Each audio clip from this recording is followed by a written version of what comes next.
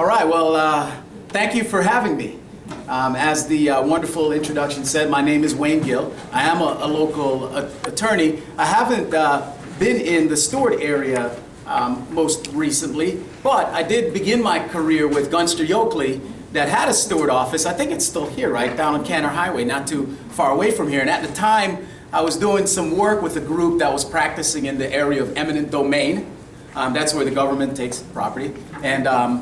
And so we would spend a lot of time up here because one of the things we were fighting about was, at the time, that huge bridge that was going up. And so it's great to be back up here. It's a beautiful area. I really thank Faith and Sherry and the entire organization for having me. And I understand we have an hour together.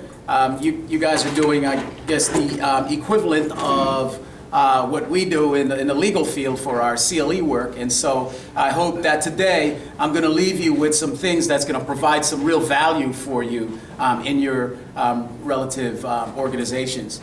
Now, I will say that the title of my remarks today is Leadership at the Speed of Change. And honestly, if you know anything about leadership, you know you've got to be at the speed of change because things change so rapidly, and if you're not with the speed of change, typically you get left behind.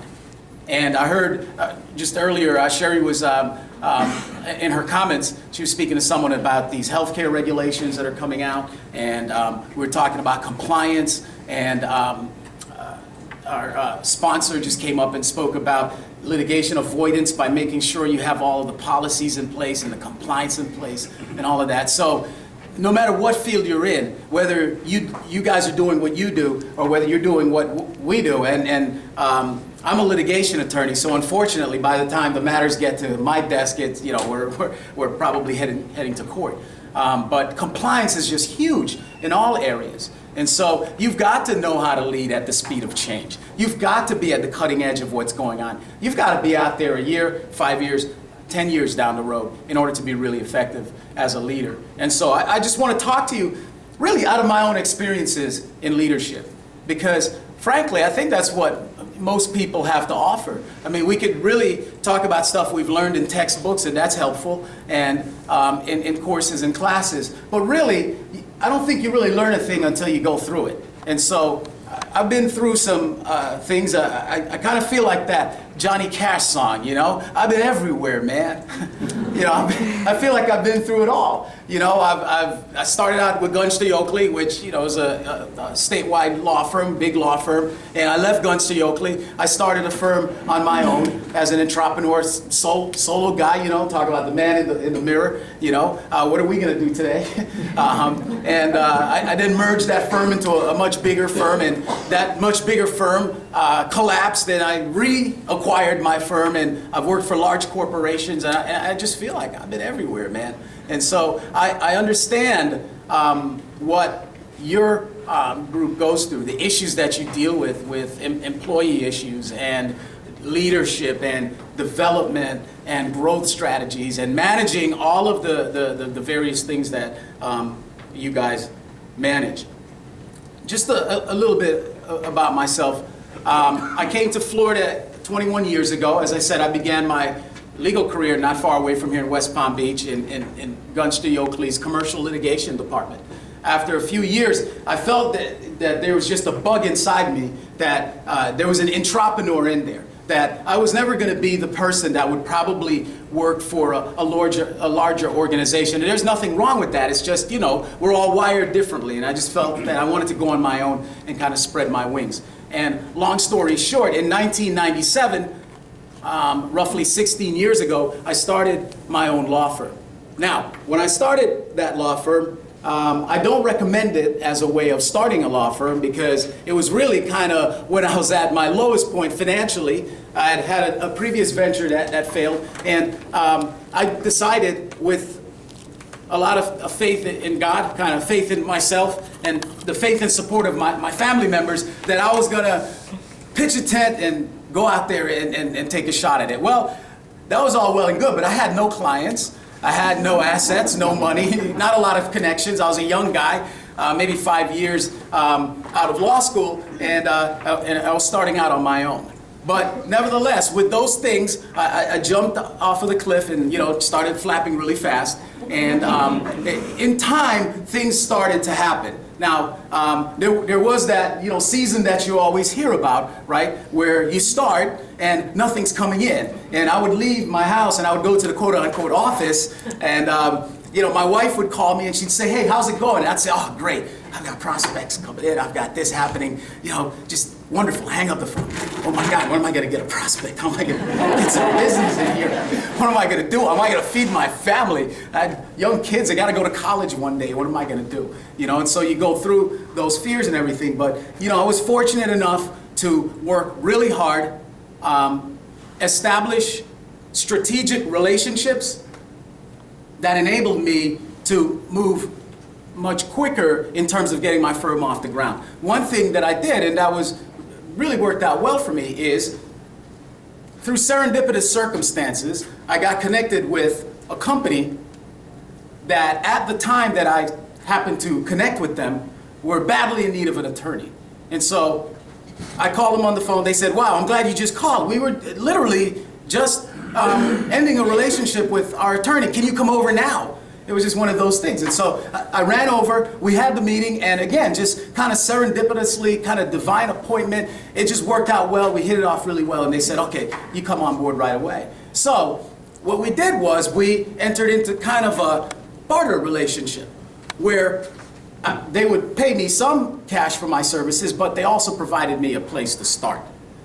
The building, a beautiful environment, an infrastructure that got me off the ground. And we started a partnership together, me working for that company, doing their work, sort of like their general counsel, while I got my practice started. And that enabled me to get that practice started. And my first client was a gentleman by the name of Ronald Litt. At the time, I didn't have an office. I hadn't made that deal yet. And we literally sat around my kitchen table. He came to my house, and he told me about his case, and he wrote me my first retainer check for $250. And that was the start of the firm. I took the $250. I bought it wasn't Hewlett Packard back then, it was Packard Bell computer. And I keep it as a shrine, so I remember kind of where I started. It's this big. And so I got started with my Packard Bell computer in this one connection. And I want to tell you, in a short period of time, I was able to grow the firm. And within probably 2.5 years, almost 3 years, we were 15 to 20 employees. We were doing more than $1 million in revenue each year. And so it was a meteoric growth. But I want to tell you, there are a lot of growing pains along the way. And I'm going to talk to you a little bit more about that in my remarks.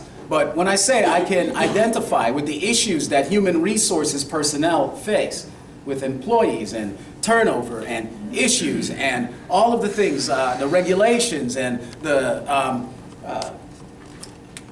let's say, suits and allegations with lack of merit and so forth. Not to mention people with real problems, hurting people that need your understanding and need your compassion and so forth. I understand what you folks are going through because I really went through all of that during that time. So here I am. I start out this one guy, right, on my own, $250 in 1997. By 2000 and into 2000, we're again 15 or 20 employees. We're over $1 million in revenue, and I'm looking to grow. So I'm saying, well, how am I going to grow? How am I going to go beyond this point? It's been a great ride so far, but I was trying to look into the future. What is my future, and what would that future look like? As I said, at the time when I started out, I had young kids. Fortunately now, my daughter is a sophomore at University of Central Florida. She wants to be a lawyer. I don't know, I try to talk her out of it, but that's her goal. And my son, he actually is here locally in school, and he works for me part-time. So those big kids did make it into, little kids made it into big kids and made it into college, and so that part worked out really well. But way back then, I was really worried about them and worried about the future and my family and how would I get there? What would I do? How would I sustain? And that's when I became very, very interested in learning how to be a good leader. You see, it's one thing when, you're kind of one-on-one and you're trying to lead yourself for the most part. But it's totally another thing when you've got a room full of people or employees who you're totally responsible for, and you're trying to lead multiple people and to grow your opportunity. And so, I really started thinking seriously about leadership. How can I become a better leader? What would it take to become a better leader? And that's when I started investing in myself. I started reading books about leadership. I started to look into it. I started to develop a point of view. And the first thing that I found out, and one of the things that I really want to leave you with today, and frankly, today I may be somewhat preaching to the choir, but you know what? I found that the fundamentals, you've got to practice them over and over and over and over and over and over again to be really good at anything. It really is the fundamentals that makes any person or any team strong. And one fundamental principle that I want to leave you with today is that in order to grow your organization, you must grow leaders. You just have to grow leaders. Your organization will grow and prosper in direct correlation to the number of leaders and your development of those leaders. And that's true at SHRM here locally, nationally, the organizations you run, the law firms we work for, the corporations we serve. You've got to grow leaders if you're going to grow the organization. And it should be really one of the top priorities of any organization. Where are the leaders? How do we identify them? How are we growing them? What does the future look like? And so, as I started thinking about, well, gee whiz, how do I do that? How do I grow leaders? Well, I learned this, that the work actually begins with who? You, right? Or me. It's the person in the mirror. Before we can begin to grow other people, we really have to grow ourselves. And I want to tell you, as managers and business people and entrepreneurs and so forth, we're a lot of times very keen on how to grow other people, right? We can see how this person should improve or where they may need to make an adjustment or do a thing. But really, the work really begins with you and with me. We've got to look in the mirror and we've got to work on ourselves. And so I believe the leader's first task, right out the gate, is self-development. Self-development. Now, from my perspective, when I began the journey of leadership, I began this self-development process. I started exploring several different ways of doing this. First, I started attending seminars, leadership seminars. I went to see Brian Tracy, John Maxwell, Les Brown, anyone who could teach me anything about how to lead an organization, how to be a better person, how to build up my inner person, and to meet the challenges of leadership. I signed up. And I made the investment in order to be there, in order to learn from those people. I invited local leaders to come into my place of business and teach my staff and myself about leadership. Kind of similar to what SHRM is doing here today, inviting me. I'm just a local guy. But there are tons of people in each of your jurisdictions all around you who are like myself or like the people I invited, who will come into your organization, who will spend an afternoon with you or spend an hour with you, and will train you and train your people about leadership. And I did that. I partnered with one of the local universities, and they had a program, and they sent over 3 people for a long period of time, and we had classes in my conference room for all of my staff. They just came in shifts while we learned leadership principles. Now, taking that time away from the regular work of the day, I guess, people's ordinary work, and investing it's hard to do that at times because I know we run organizations and they're busy and the demands of the day, right, those fires that you have to put out, they compete for your time. But that's one of the things I was learning as a leader. Right, I read Stephen Covey's book, the 7 Habits of Highly Effective People. And one of the things Stephen Covey talks in that book, and I read that book at least once a year and go back and try to practice the principles, is what he says is, we call it time management, right? But there's no such thing as time management. No one can manage time. You don't manage time. We all have the same amount of time. Really, it's self-management, personal management. You can manage yourself. And if you're managing an organization, you can manage your department, or you can manage your group, or you can manage your people, or whoever's under you. So we're not really managing time. But if you follow self-management principles, you'll see that you can mark up the world in pretty much 4 quadrants, and where you spend your time in each quadrant is how effective you'll be as a leader. And a lot of times we'll spend time in the urgent quadrant. You know, the busy, the phone's ringing, the fax machine is blowing up, or the email is blowing up, or other things are going on, and we're putting out those fires. But really, we need to spend time in the other quadrant that's not immediate, but totally necessary for your survival long term. And that's what, again, tell me your name again, ma'am. Kristen. Kristen. That's what Kristen was talking about earlier. Compliance. Making sure that you do what you need to do, that you train your staff, that you bring in a person like Kristen in advance before the litigation comes. And so, those are the kinds of things that leaders will penetrate and will think about and will make sure that it happens. I started doing that.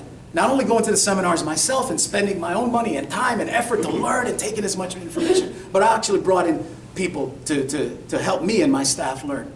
And I bought books by the truckload. You know, I read all the Ken Blanchard books. I read Zig Ziglar. I talked to you about Stephen Covey already.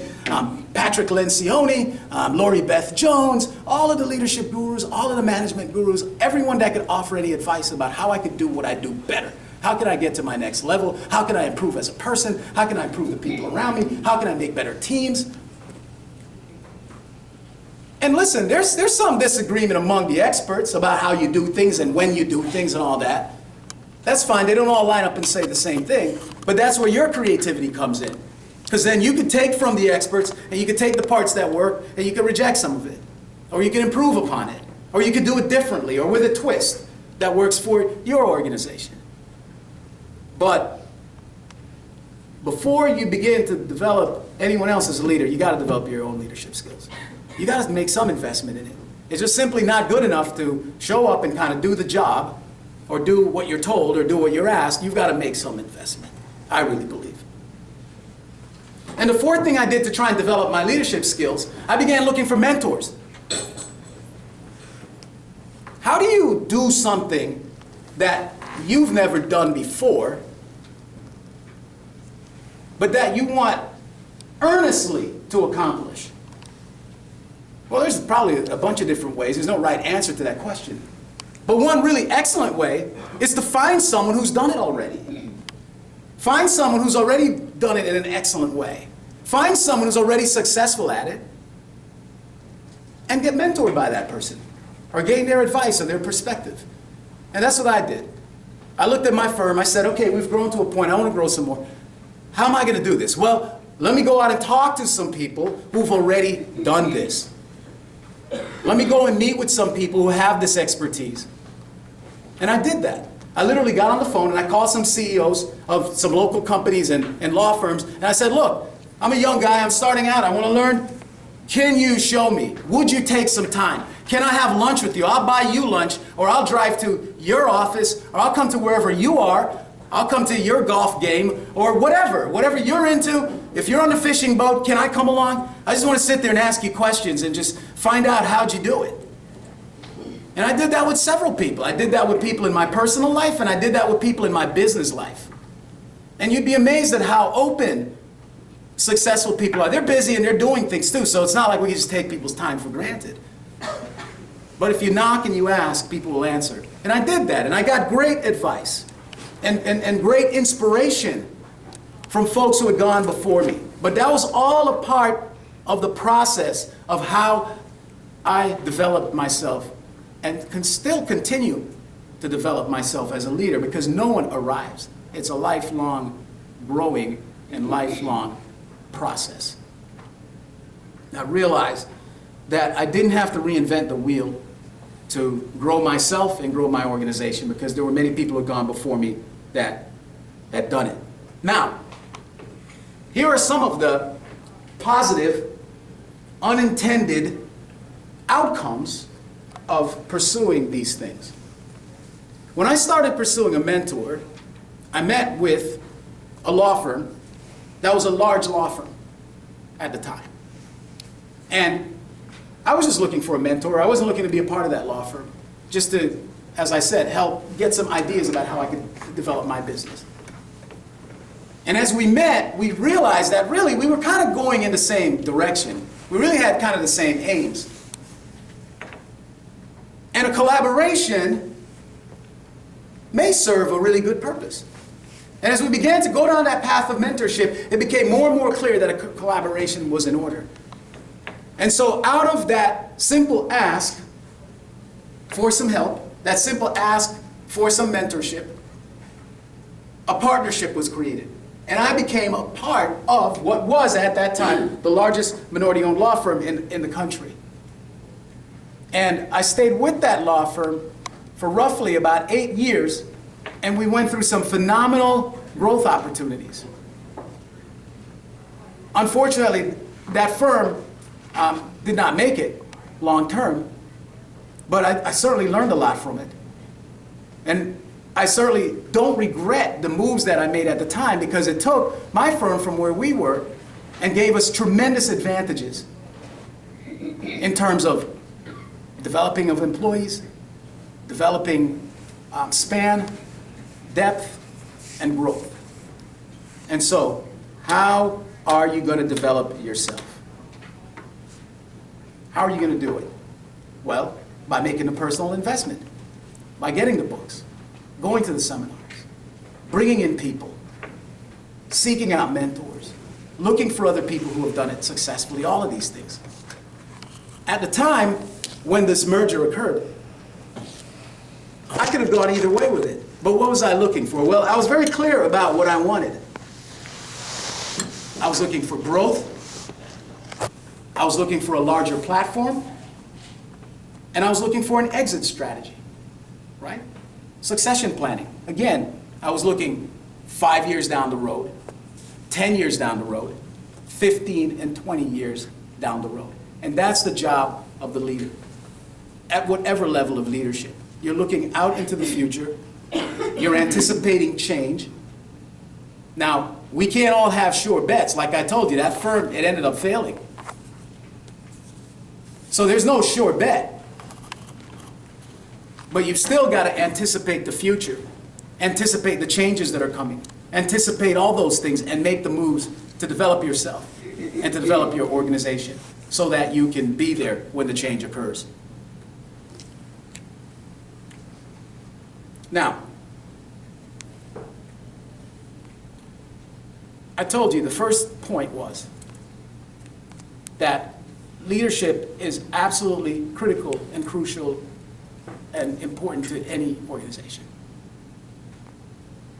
The second point is that your leadership skills can and must be developed.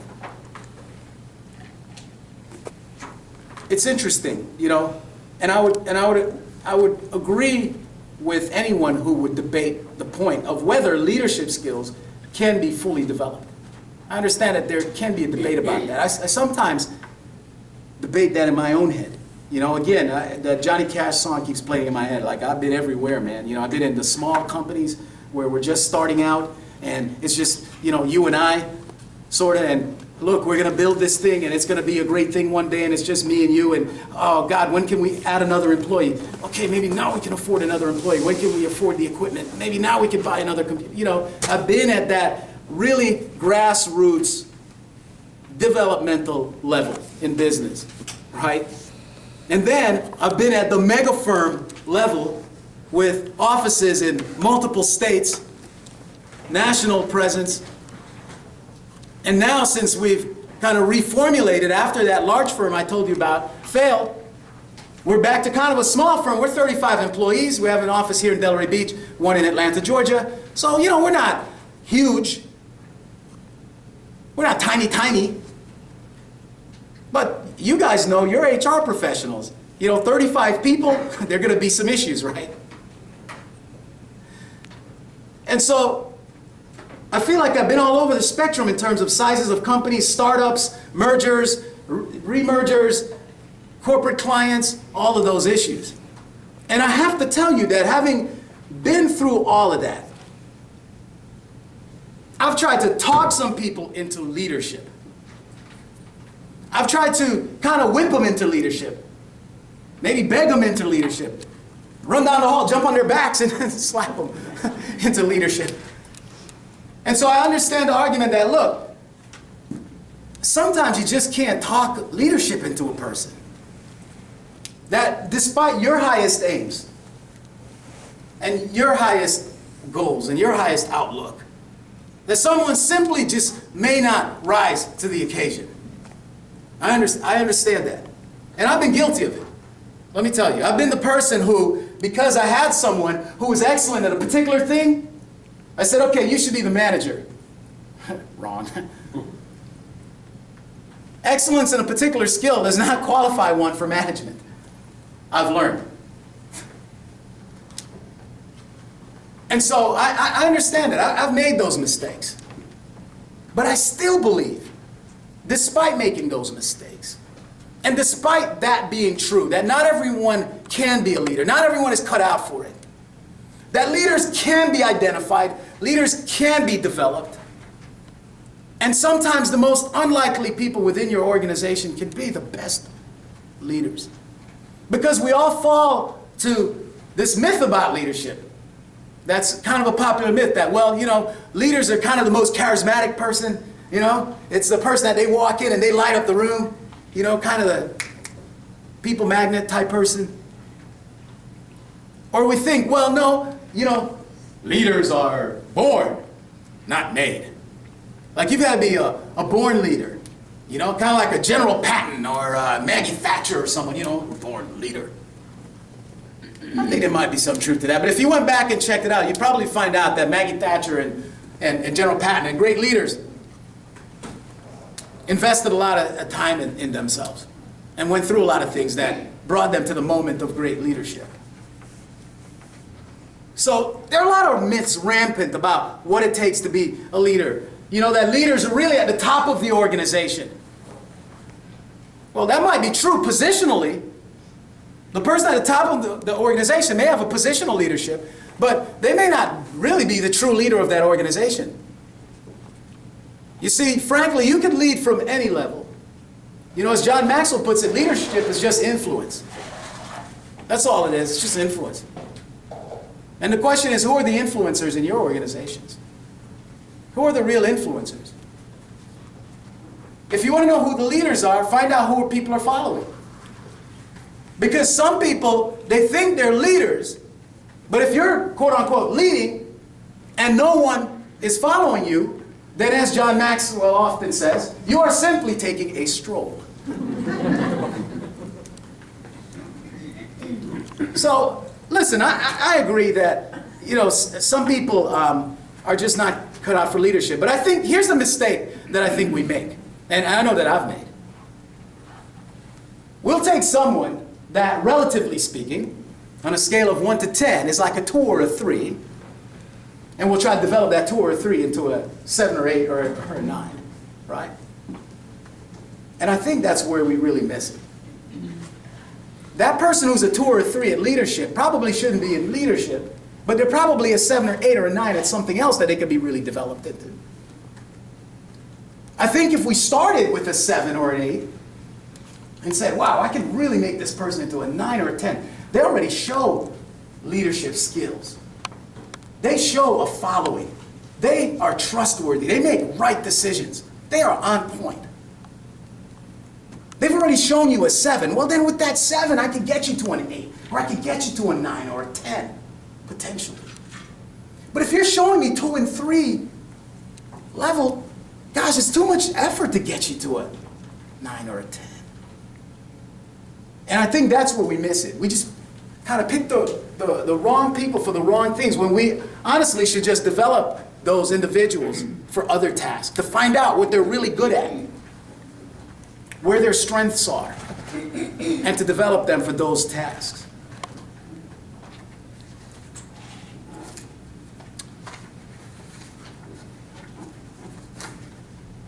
And when we do that, then doing the things that we've discussed, providing the materials, providing the training, providing the mentorship, providing the input, you will find that you'll develop leaders.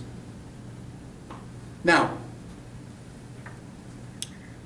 to become a great leader, you've got to do three principal things. Number one, you've got to understand the value of leadership. Everything rises and falls on leadership. Everything rises and falls on what direction we're going. What does the future look like? How will we get there? What is our plan? You know, I remember there's this really cool Charlie Brown cartoon. And Charlie Brown's in the backyard. And he's got a bow and arrow. And there's the arrow is in the fence, and there's a bullseye in it. And Linus comes in the backyard, and he's like, "Wow, good job, Charlie Brown. You know, you're doing really well here." And Charlie Brown says, "Well, yeah, this works really well. Here's how it goes. You just fire the arrow, and then you go over to it and you draw a bullseye around it." Works every time. And sometimes I think that's kind of our approach to leadership. Right? We just fire the arrow, and then we draw a bullseye around it, and we'll say, well, that's the leader. But I really believe we've got to be far more intentional about this, far more thoughtful about this. And again, it's that what Stephen Covey calls a quadrant 2 work. The stuff that's not urgent, but so important, vitally important to your future success. It's the compliance stuff. It's the training. It's the development. It's shutting the clock down or shutting the office down so you can put in the time to drive these principles in there. Because guess what? It's going to save you that lawsuit, or it's going to save you that issue. It's going to save you money in the long term. So you've got to understand the value of leadership, that everything rises and falls on your leadership. Where you go, how you get there, how you do, what shape you're going to be in the future is totally dependent on that. And you've got to make the commitment to learn how to lead. Now, when you make the commitment to really learn how to lead, and I think that's why maybe some people won't go all the way, it always costs you something. There's always a cost to it. There's a cost to you because you have to change, right? And we get into patterns of ways of doing things, and it's hard to break out of those patterns. So there's always a personal cost to you and me that we have to change. We have to switch some things up. We have to do things differently. And that's sometimes hard. And that's where the mentorship comes in, where you can have some people around you that can help you when you're going awry. They can drag you back. You know, you're going on the straight and narrow. You know, the Bible says, walk straight. Don't look to the left or to the right. But, you know, we drift. You know, the greatest organizations have a way of mission drift. You know, you just drift. Then you're like, wait a minute, I started over there. How did I get over here? Well, if you've got good mentors and people around, he can drag you back when you're drifting to bring you back to the straight and narrow, bring you back to the straight and narrow that you've devised, that you've created. And so it's going to cost you personal change. It's going to cost you time, because you're going to have to put in time. I want to tell you, I'm not so much, quote unquote, guilty of this anymore, but there was a time where I was reading like 20 to 25 books every year, like 2 books a month. Just going through reading to learn. You got to put in the time. It's going to cost you some money too. Personal expenditure. Company expenditures. It may cost you some relationships, some friendships. And you guys know how that is. You're in the human resources area. I've had several situations with people who worked for me at different times, or who may have even started out with me, and then it just became a point where the job was larger than their capacity, and the decision had to be made. And it was just really, really hard. And people really take that stuff personally. And they never forget it. Or a lot of them never forget it. And as a leader, though, you've got to make that call. You've got to make that decision. So it's gonna cost you. You're going to run into him somewhere. That's a guy who fired me. After all my, you fill in the blank.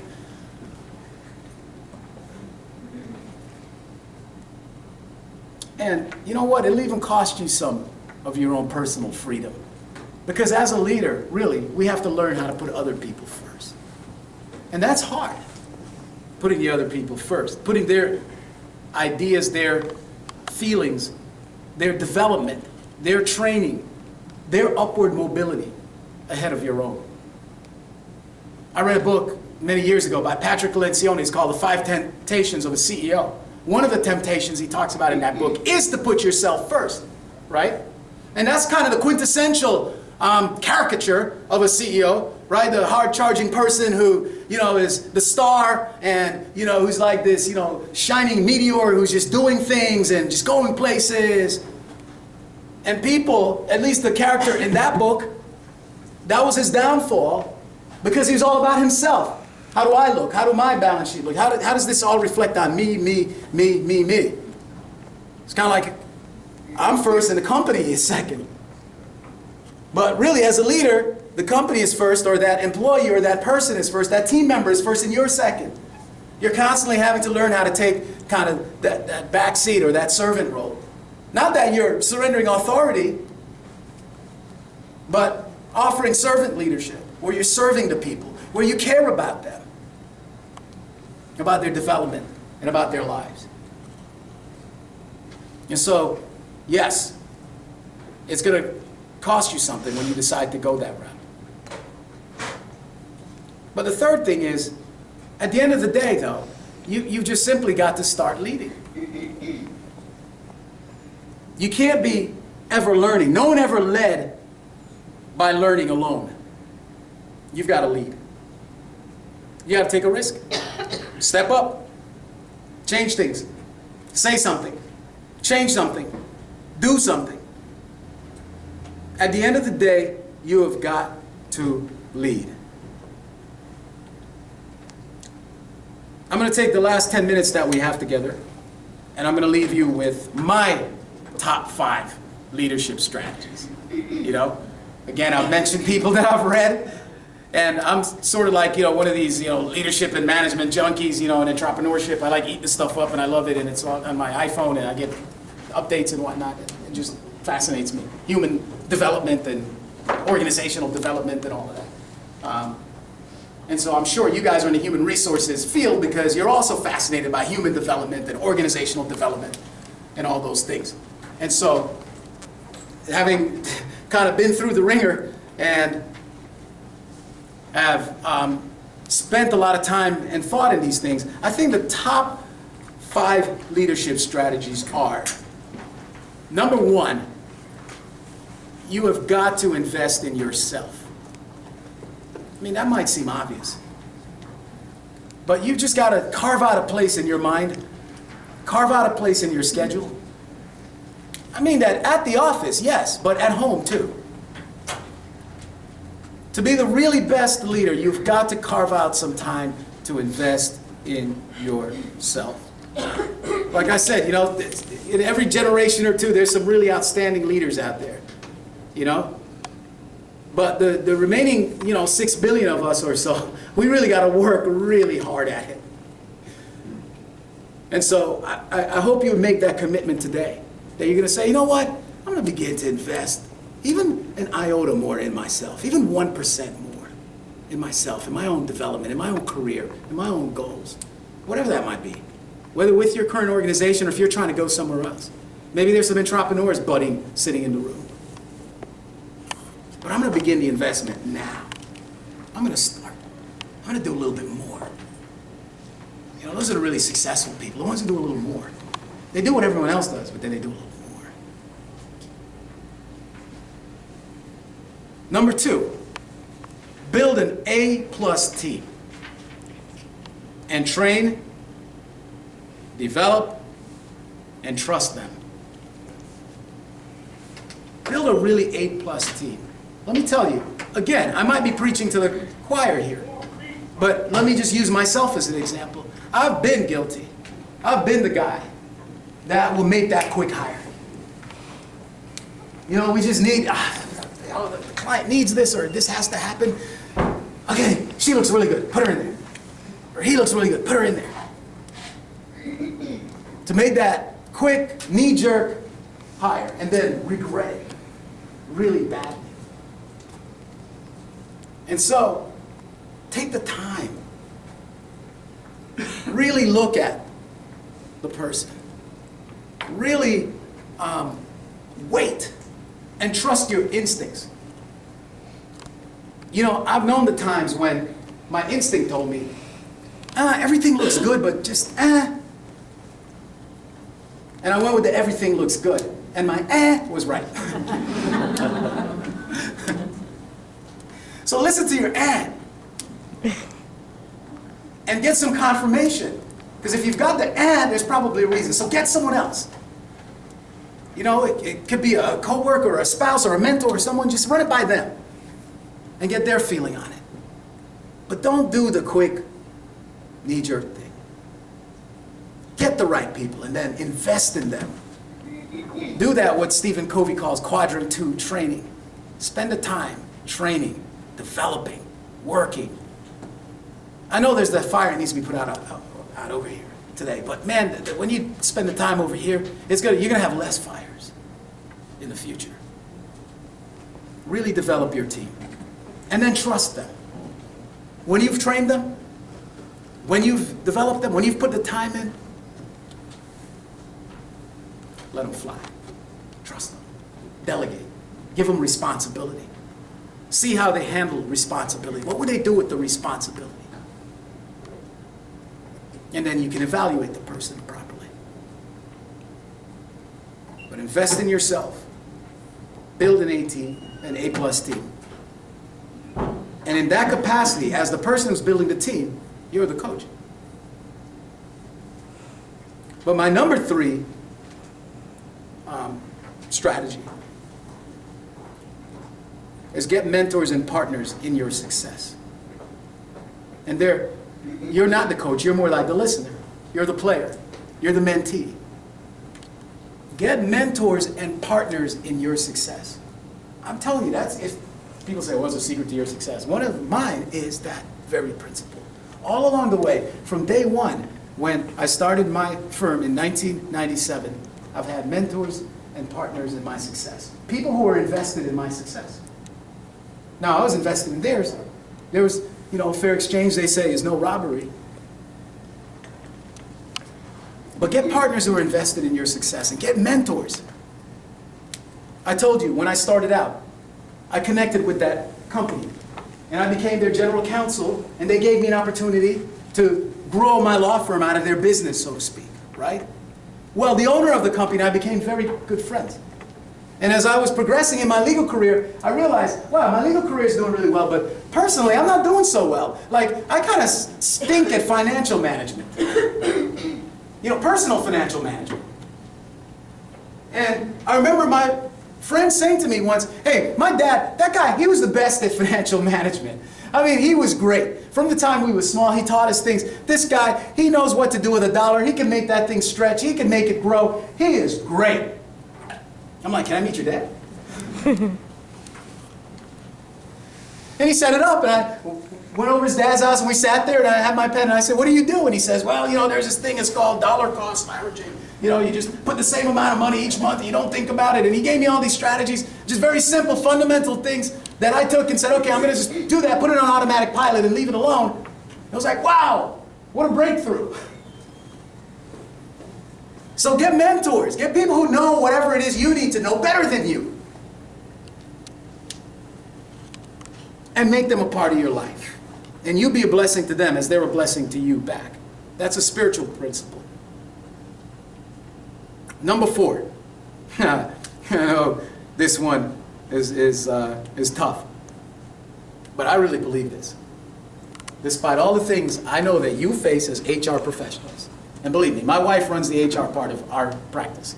And so, we talk about this obviously at home. So I know the issues. Again, we're 35 employees, but I just came out of a firm 2 years ago that was 600 employees. I know what you're going through. But but you gotta love the people.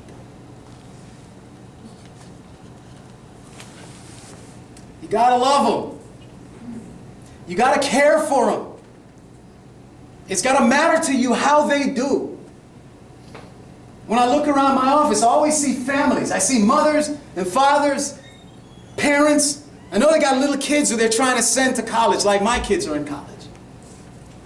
Yeah, they got their flaws. Yeah, they missed the mark. Yeah, sometimes it doesn't work out. Sometimes we even got to part company, as I said, and go our separate ways. But you know what? They're people. And you got to love the people. You really do. I'm not saying cut them slack all the time and let them get away with things. I'm not saying that. Be loose. Now, I know a lot of people in this room are probably, the kind of A-type personalities, results-oriented people. Get it done. Or you wouldn't be in the positions you're in. I'm sort of that way too, and I had to learn. Like, I can't look at people as a result, which I was guilty of. Okay, like, all right, when's the report due? That's kind of the depth of the conversation I care to have with people. But I learned to stop looking at people as a result and to really care for them, to look at them through the eyes of compassion and to care about where they're trying to go and how I can enable them to get to their next level. Gotta love them. And then finally, and I'll close my remarks here, do not neglect your personal life. We all, as I said, we take it home with us. We carry it around with us. Sometimes when the issues are dire, or if it's that matter where the company gets sued, or someone has, someone does something really bad, we can carry that baby around with us. But friends, do not neglect your personal life. Invest in your faith life. Invest in your fun life. Invest in your family life. Invest in your hobbies. Read a book. Go out on the boat. Enjoy life. Yeah, we're professionals, we're managers, we're leaders, we're entrepreneurs, but we're people at the end of the day. Brothers and sisters, you cut us, we bleed red blood. We're frail. We don't have it all that together. We're just really a part of the human family. And so don't neglect the human side of this. Invest in that side as well. And I really believe if you do these things, if you will develop, if you'll invest in yourself, if you'll get some mentors and people around you, if you will reach out to the people from the heart and do this, put this in your life, these disciplines in your life, I believe you will be a tremendous leader and you'll take your organization to wherever it needs to go. I really thank you for your time today and for listening to me.